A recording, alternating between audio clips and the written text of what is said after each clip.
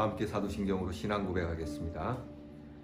전능하사 천지를 만드신 하나님 아버지를 내가 믿사오며 그 외아들 우리 주 예수 그리스도를 믿사오니 이는 성령으로 잉태하사 동정녀 마리아에게 나시고 본디오 빌라도에게 고난을 받으사 십자가에 못 박혀 죽으시고 장사한 지 사흘 만에 죽은 자 가운데서 다시 살아나시며 하늘에 오르사 전능하신 하나님 우편에 앉아 계시다가 저리로서 산 자와 죽은 자를 심판하러 오시리라.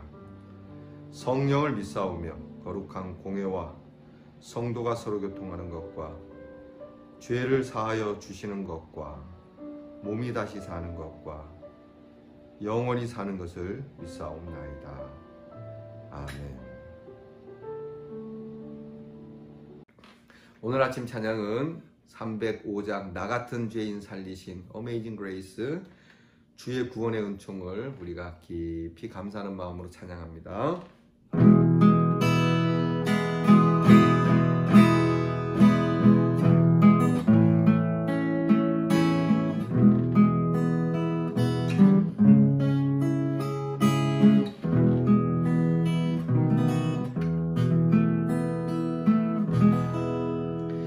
나 같은 죄인 살리신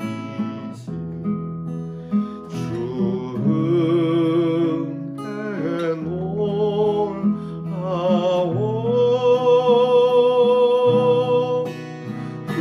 잃었던 생명 찾았고 광명을 얻었네.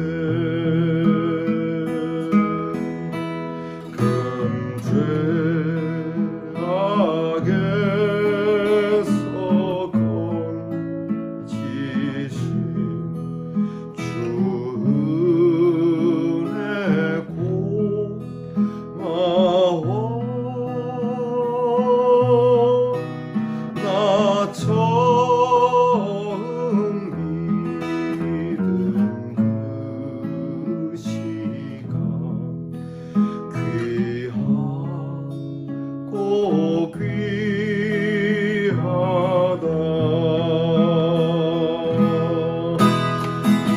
이제껏 내가 산 것도 주님의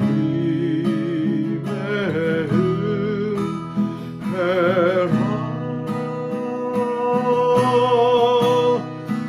또 나를 장차 온양해 인도해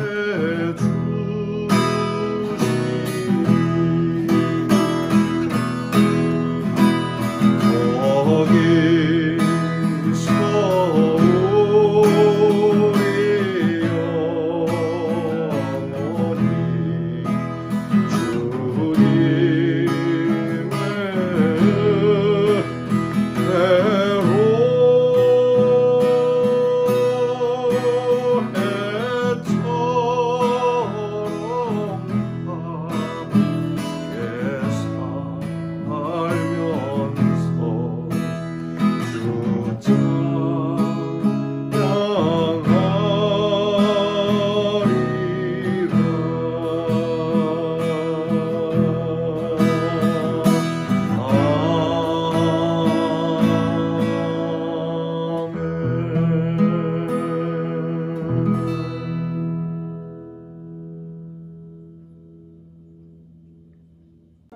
우리 함께 기도하겠습니다.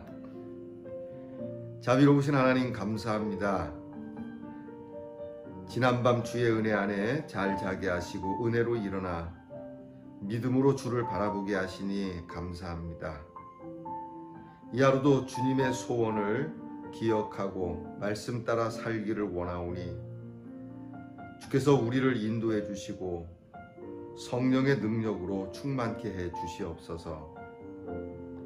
스쳐 지나가는 바람과 공중에 나는 새와 들에 핀 꽃을 보면서 하나님의 말씀이 우리의 귀에 또렷이 또 확실한 깨달음이 저희들에게 있게 하시며 우리의 걸음 자욱자욱마다 하나님의 기쁨이 가득한 한날이 되게 해 주시옵소서. 여전히 저희들은 참 못난 사람들입니다. 추한 사람들이고 부족한 사람들입니다. 다른 사람들이 보는 앞에서는 그럴듯해 보일지 모르나 늘 주님 앞에 설 때는 참 부끄러운 뿐이오니 오늘도 십자가의 보혈로 우리를 씻어주시고 그 능력으로 우리를 감싸주시며 낮고 낮은 이 세상에 임하신 주님의 귀한 뜻 알아 우리의 섬김과 우리의 헌신 가운데 주의 긍휼하심이 나타나는 하나님의 사람들이 되게 해 주시옵소서. 아버지 하나님, 오늘도 우리 성도들의 아픔을 기억하시고 병 가운데 있는 자들을 치료하여 주시며 가정의 문제와 또는 직장의 문제와 경제의 문제와 여러 문제들로 힘들어하는 우리의 성도들을 기억하사 마음의 평안을 주시고 어려운 문제들이 해결되어지는 은혜가 있게 해 주시옵소서.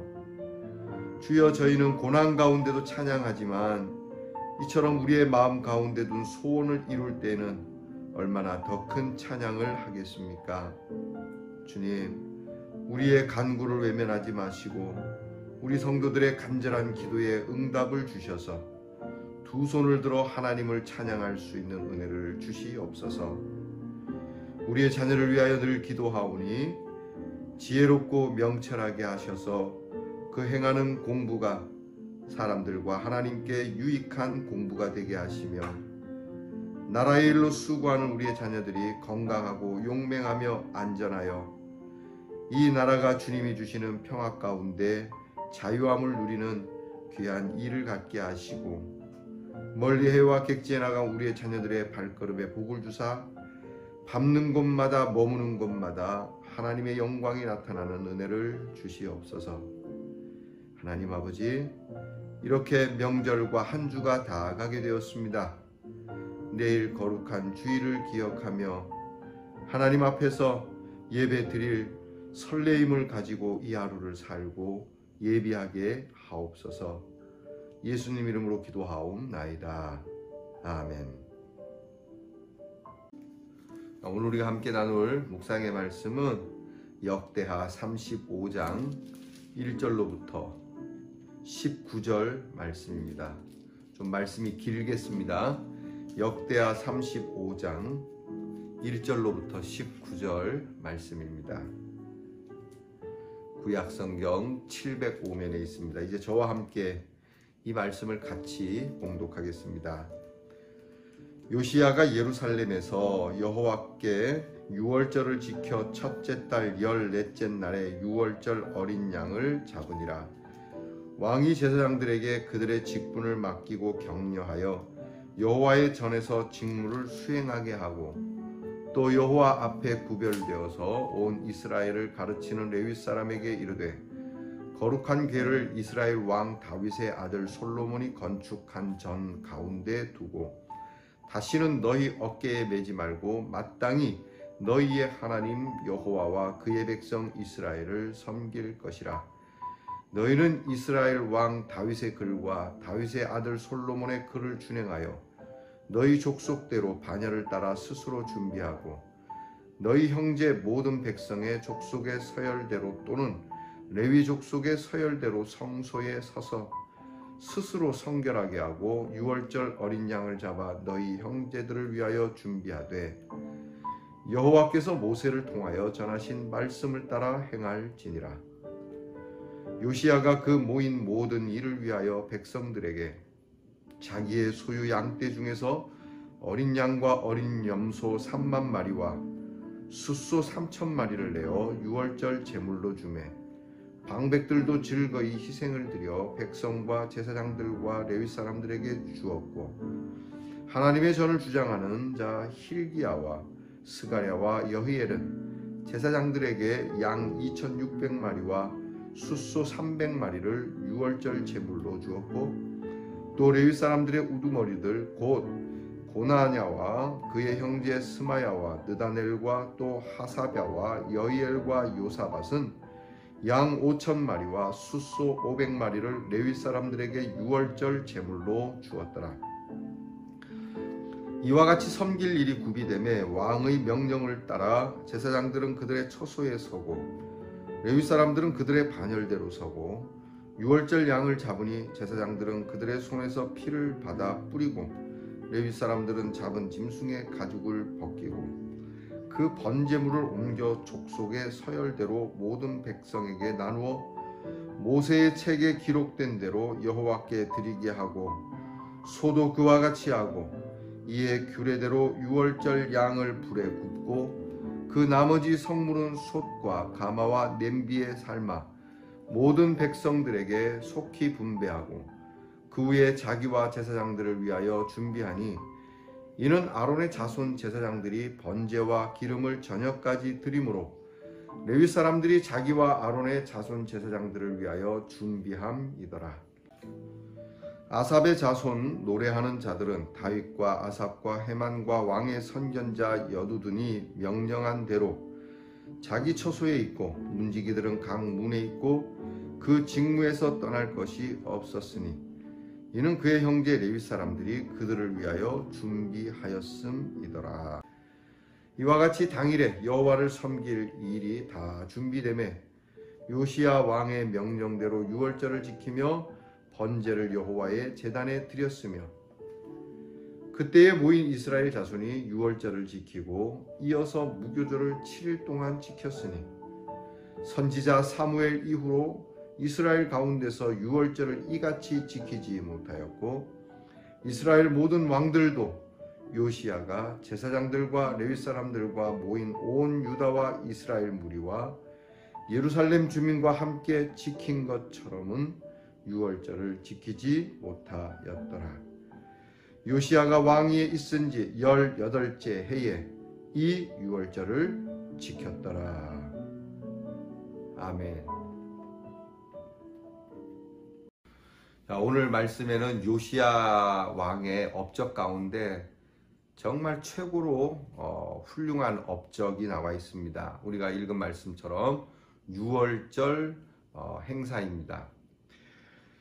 물론 예전에도 유월절 이 절기를 지켰지만 요시야 왕처럼 절기를 지킨 것은 사무엘 이후로 없었다. 여러분, 우리가 믿음의 삶을 사는 중에 우리가 여러 업적을 남길 수 있습니다. 우리는 뭐 업적을 남길 만한 인물이 아니라고 생각하니까 무슨 업적을 남겨, 그냥 대충 살다가 가지, 뭐 그것도 업적이라면 업적이겠지 하는 이런 그러그러한 마음으로 신앙생활을 할 수 있어요.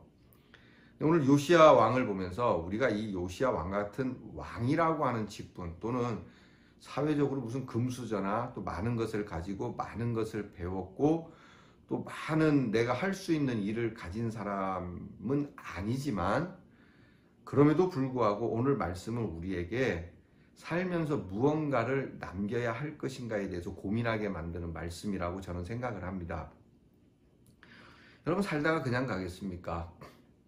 뭐 무엇이든 남기긴 남겨야 되는데 특별히 우리는 믿는 사람 아닙니까? 그러면 믿음에 우리의 족적에 무엇이 남는가?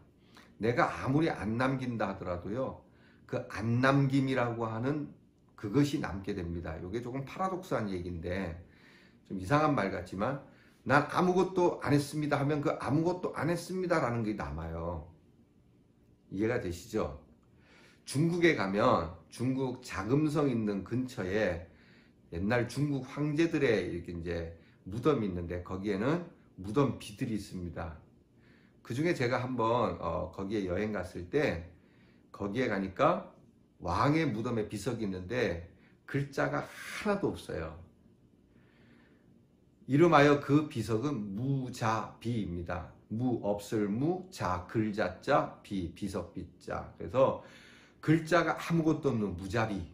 그 왕이 무자비에서 무자비가 아니고 왜 그렇습니까 했더니 왕으로서 한 게 하나도 없다 그러더라고요. 왕으로서 기록할 만한 게 하나도 없다 그러더라고요. 그러면 그 비석도 없어야 되지 않습니까? 그런데 비석이 남아요. 이 사람은 아무것도 안 했다는 게 남아요. 그러니까 우리가 오늘 많은 것, 사람들이 인정하는 큰 것은 남기지 않아도 그래도 나름 나는 이것 하나는 남겨야 되겠다라고 하는 마음으로 오늘 성경 말씀을 본다면 우리에게 정말 세상은 어떻게 평가할지 모르지만 하나님 앞에서 정말 좋은 것을 남길 수 있는 것을 깨닫게 됩니다. 바로 6월절이죠. 여러분 6월절이 무엇인지 아시지 않습니까? 하나님의 구원의 날, 이스라엘 백성들이 구원받은 날, 어린 양을 잡아 그 피로 속죄함을 받은 날, 곧 우리 주 예수 그리스도의 그 어린 양의 피로 우리가 구원을 받은 날. 여러분 그 십자가의 사건이 곧 6월절 사건 아닙니까? 그러므로 6월절을 회복했다라고 하는 것은 단지 조상들이 잃어버렸던 우리 민족의 고유의 행사를 다시 찾았다는 것보다도 하나님 앞에서 이 속죄의 은혜, 구원의 은혜를 회복했다라고 하는 점으로 이 역대기는 이스라엘 백성들에게 전해주고자 하는 겁니다. 하나님의 능력이 오늘 이스라엘 사람들에게로부터 그리스도를 통하여 오늘 우리들에게까지 이어지는 하나님의 메시지는 내가 너희를 구원했다. 내가 내 아들을 희생시켜 나를 희생시켜 너희를 구원했다 라고 하는 이 메시지, 이것을 회복하는 것이 6월절입니다. 특별히 이 요시야 왕은 이 6월절 행사를 대충 하지 않았습니다. 그렇다고 자기 마음대로 새롭게 PD에서 프로듀서해서 한 것이 아니고 말씀에 기록된 대로 선왕들이 다 남겨진 그 고대 기록 그대로, 즉 하나님께서 원하신 그대로, 그리고 그것을 성전 안에서 꼭 필요한 것들로 그 제사장들의 조언을 받아서 완전 복구해서 이 6월절 행사를 지냈다고 하는 것이죠. 이게 중요한 겁니다. 누누이 말씀드리지만 우리의 예배, 그 예배 속에 하나님께서 우리에게 베푸신 그 구원의 은혜를 우리가 향하여 감사의 응답, 고백을 갖는 것은 우리 멋대로 하면 안 됩니다. 하나님이 주시는 은혜와 말씀 안에서 그렇게 해야 하는 것이죠. 요시야는 이 6월절을 통해서 속죄의 회복, 속죄의 그 은총을 회복하는 예배의 회복을 했다라고 하는 점에서 굉장히 중요한 업적입니다. 성전 보수도 했죠.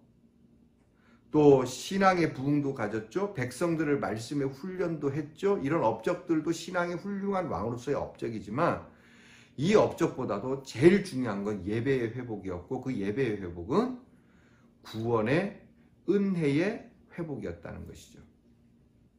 여러분, 이것이 우리에게 있어서 다시 이제 앞에 말씀드린 거 가져오면 우리가 하나님 앞에 어떤 예배를 드리냐가 우리의 업적이 된다라고 하는 것이죠.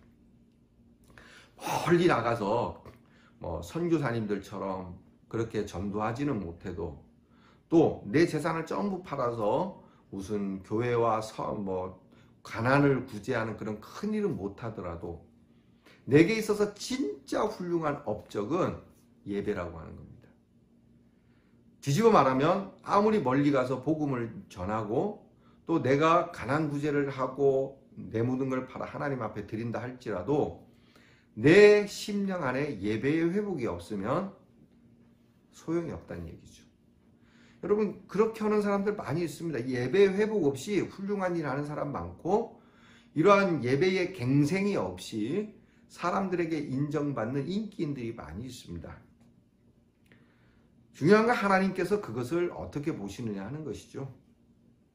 하나님이 보시는 우리들의 업적은 날마다 그 구원의 은총을 노래하는 겁니다.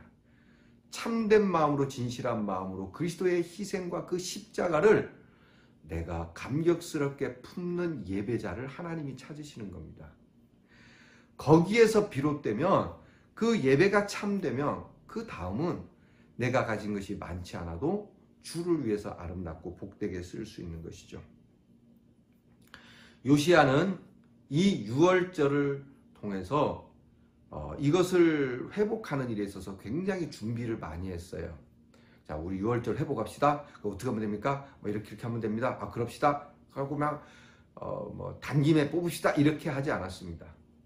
6월절을 준비함에 있어서 굉장히 그동안 오랫동안 지켜지지 않았던 6월절이기 때문에 많이 심혈을 기울였겠죠. 그래서 철저히 준비하고 헌신했기 때문에 그 결과에 대한 기쁨은 더 있는 것이죠. 예컨대 어제가 주일이라고 할 때 주일 예배를 드렸습니다. 월요일입니다. 아, 어제 예배 그냥 피곤한데 잘 드렸네?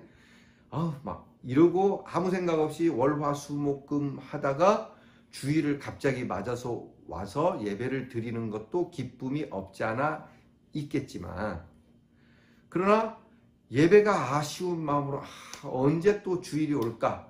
다시 주일 오는 마음으로 내가 준비하자. 그래서 월요일부터 참 주일 예배를 향한 기도를 드리고, 화요일에는 내가 하나님 앞에 무슨 마음으로 나갈까? 어떤 기도로 나갈까?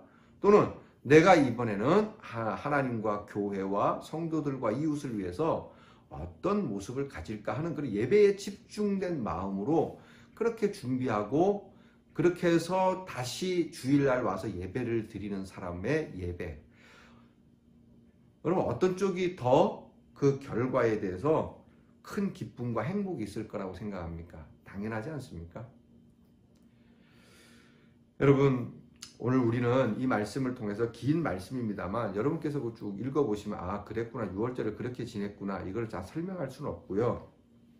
이것을 통해서 다시 살펴보면 세 가지 우리가 깨닫는 게 있어요. 하나는 속죄의 은총이 모든 예배와 축복의 통로가 된다는 걸 잊지 말아야 합니다.